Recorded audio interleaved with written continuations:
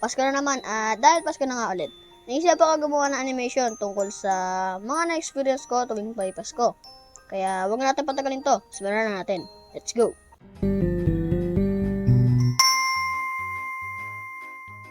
Okay, tuwing may Pasko, lagi kami dumadalo sa mga kamag-anak namin. O di naman kaya, sila dumadalo sa bahay namin. At ayun na nga, noong nakaraang Pasko, pumunta lang kami nun sa mga kamag-anak namin. At alam nyo ba? Ano? Walaan nyo. De, joke lang. Pinakanta na ako nun tapos binigay na sa akin yung pamasko ko. At syempre kapag Pasko, nandiyan yung mga handa natin. Nandiyan yung spaghetti, pancit, palabok, per chicken, cake, leche flan, at yun kapag may budget. At siguro naman lahat tayo nakapag-Christmas party na no? Kaya ngayon, ay kikwento ko sa inyo ang Christmas party experience ko. Okay, unahin na natin yung pag-exchange gift.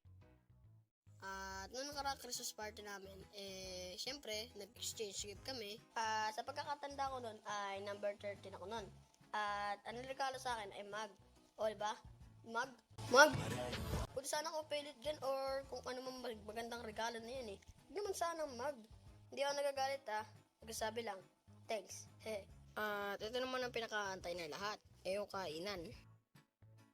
Okay class, simulan na natin ang kainan. Yun! 5 minutes later. Sulit 20 pesos na ang bag ko. At syempre, hindi pwede mawala yung mga palaro. Okay class, start na tayo ng palaro. Yun. At ang uunahin nating laro ay ang Trip to Jerusalem.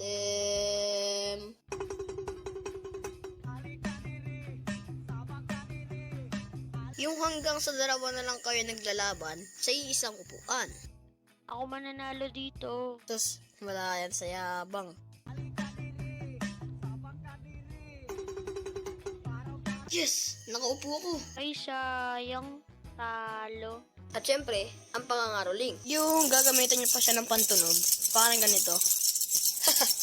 Sa aming bahay, ng aming bati. Merry Christmas. Patawad. Thank you. Thank you. Ang babarat ninyo. Thank you. Next naman ay si Ninong. Noon. Ninong, lumabas ka dyan, Ninong. Lumabas ka dyan, Ninong. Pamasko ko, Ninong. Ngayon. Shoutout sa'yo, Ninong. At hanggang dito na lang, guys, Kaya pa ka ng mga handa rito, Bye-bye. Merry Christmas nga pala, guys. At Happy New Year na rin.